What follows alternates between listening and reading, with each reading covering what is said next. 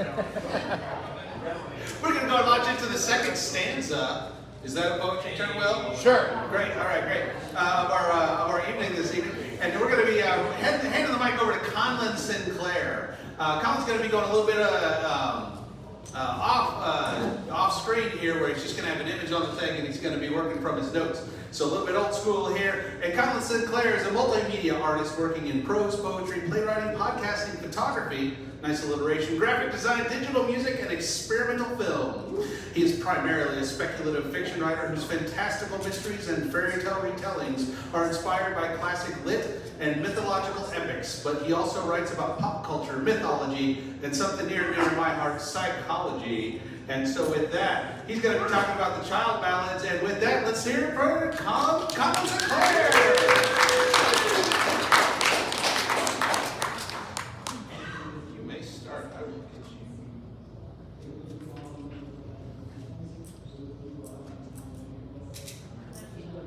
Okay, I'm Connlyn Sinclair, the self-proclaimed Scottish Shawnessy of Lawrence, and I'm going to be talking about the Child Ballads.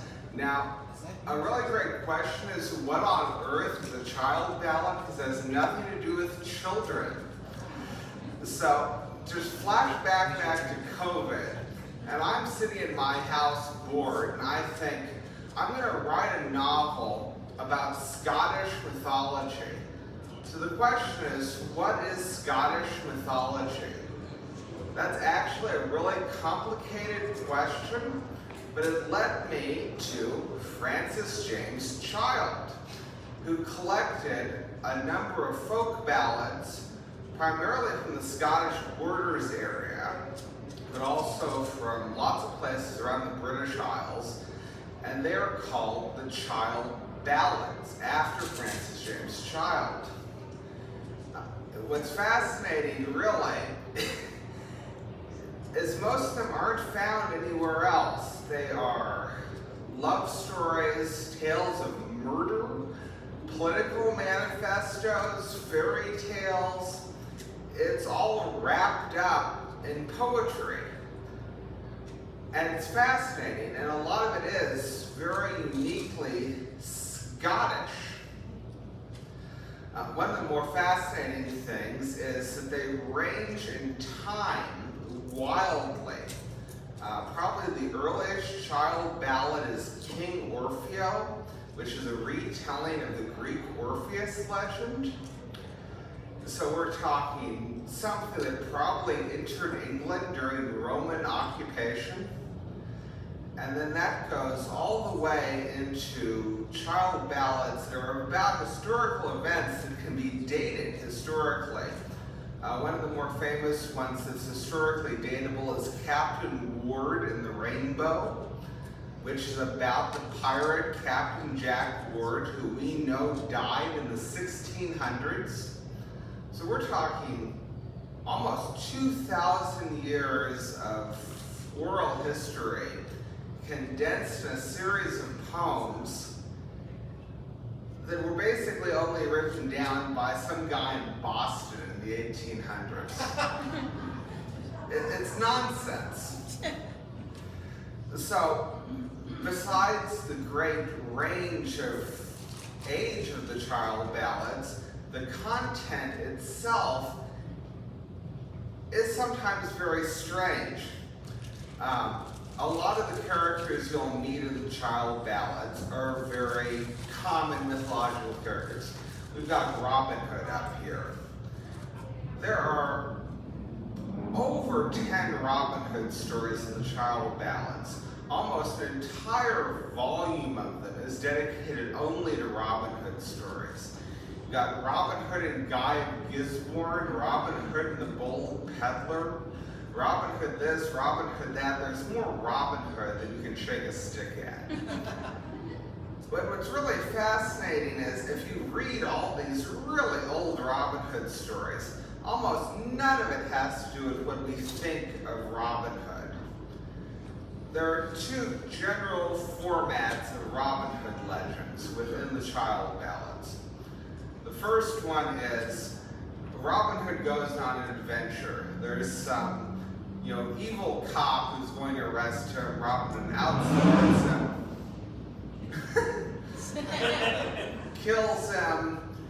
Some of these seem to involve shape-shifting and disguises, and I think this is a lot of where the idea of Robin Hood was a fairy or a god comes from, because it's kind of a ridiculous amount of things. Robin Hood can be a woman, he can be an old man, he can be anything.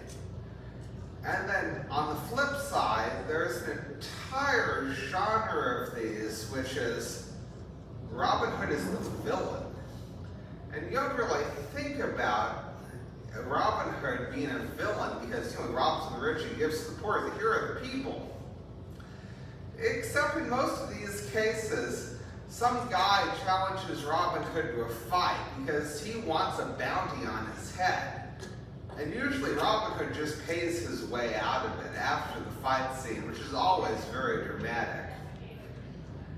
There's even an entire child ballad that's nothing but a joke about this, in which the outlaw isn't Robin Hood, but just a guy who thinks he's as cool as Robin Hood.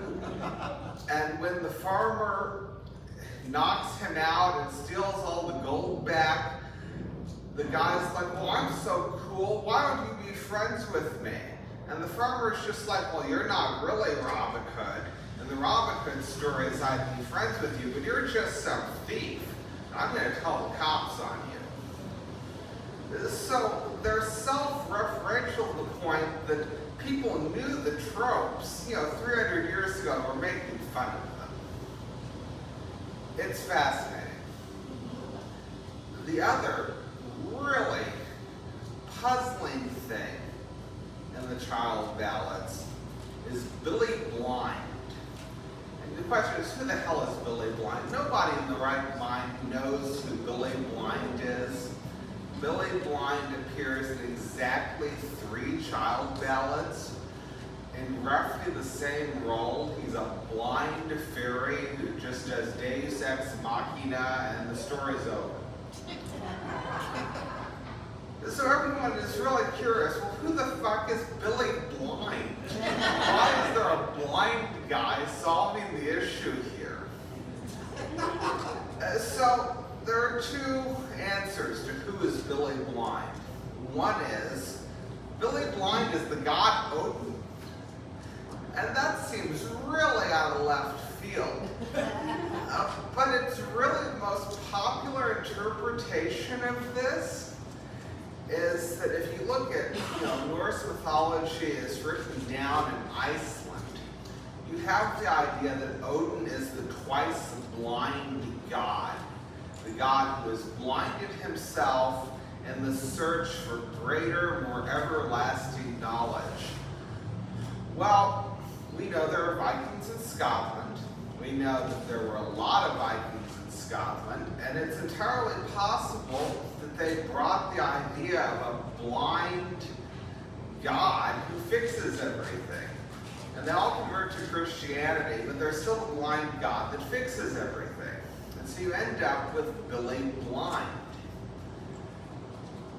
But not everybody is completely sold on this, because if you really look at it, there are so many blind guys in mythology that you can't definitively say that Billy Blind is Odin. You can say he's a blind guy. You can also say that Ossian is a blind guy, the blind bard of the Fianna, who is certainly Scottish. The whole thing about that.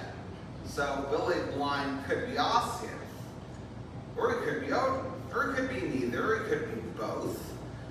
Folk memory is something that's, I don't want to say it's fickle, but the way that the child ballads worked is that it's a bunch of illiterate bards telling the same story over and over again in a fashion that it changes every time it's told.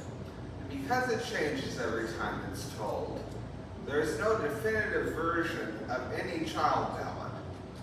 So if you look them up, you're not going to see the single one the same. Any questions?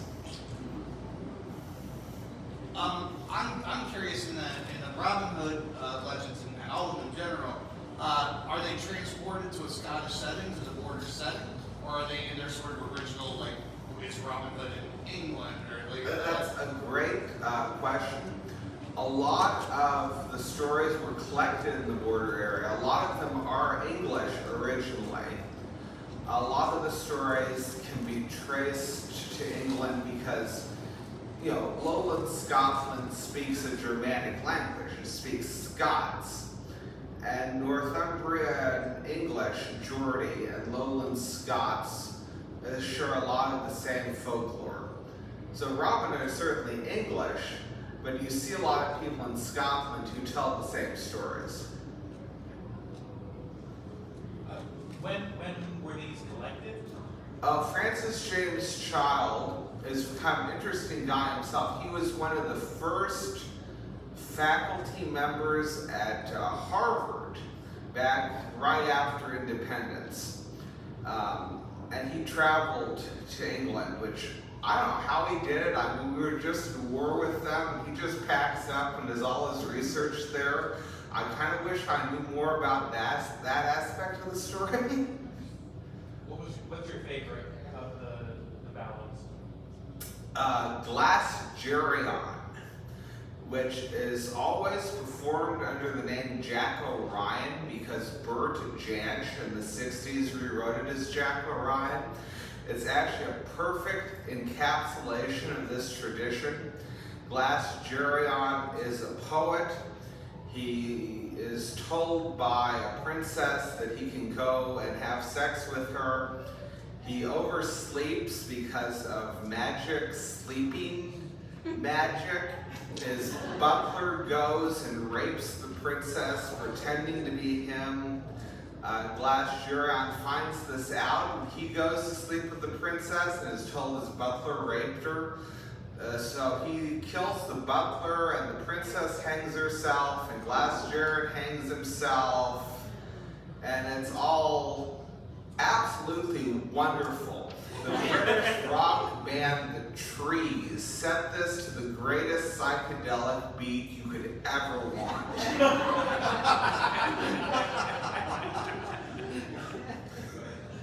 You kind of mentioned, or kind of touched upon this, I guess, that some of the ballads only appear in this collection. Do you think he kind of fleshed some things out, or was this kind of him playing a prank on literary history? Was he injecting a lot of himself in this?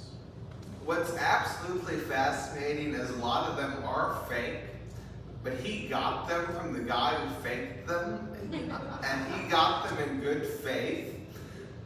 Famously, there is a ballad called Lady Isabel and the Elf Knight, and 90% of people think that a guy named Lord Percy just made it up. And then Francis James Child gets a hold of Percy's diary, and he doesn't know that it's fake, and he presents it as real. I think a lot of them are like that. The question is, does it matter? Probably not. They're wonderful. Spiker! Hey, so you said that there is no definitive collection of these at all. What about that guy in the 1800s in Boston? Wouldn't he have done the definitive collection of these? Well, he has the definitive collection, but there's no definitive version. He records sometimes 7 or 8 versions of the same story. Sometimes the only thing he records is like 4 or 5 lines out of what he thinks was, a 20-line poem. And the only thing left is what he recorded, because he was collecting these from the local Scottish and English peasants who were singing to him, and he wrote it down. And he would categorize them by this story and this story are the same, even if the actual stories have nothing to do with each other. Famously, there's a Robin Hood story that actually seems to be Robin Hood in place of the Earl of Douglas And even the version with the Earl of Douglas has nothing to do with Robin Hood. Probably didn't originate with the Earl of Douglas. Does that make any sense?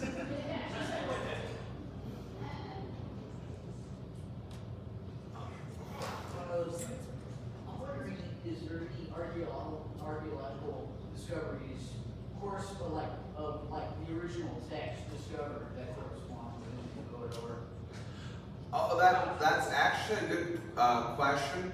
There are some medieval literary fragments that seem to be the same stories as the Child Ballads.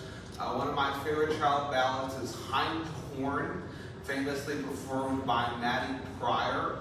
And most people think Hind Horn is a summarized version of the medieval romance Horn Child, which is itself a bastardization of Havelock the Dane, which is a well-known literary story from the Middle Ages. You're over there, I'm sorry. That's okay.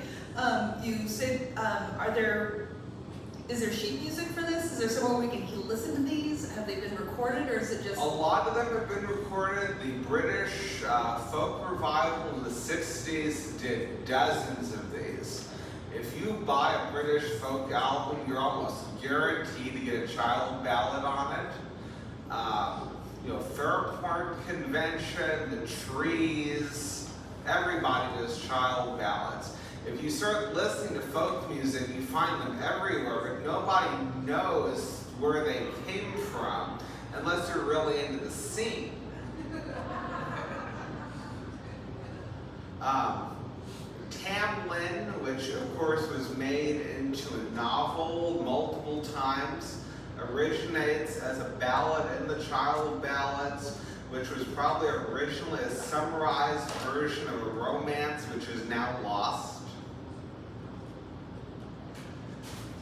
But the songs that were collected in the Child Ballads inspired the romance novel, which later got bastardized further into A Court of Rose and Thorns. So it sounds like we can blame Twilight on the Child Ballads. Well, thank you so much.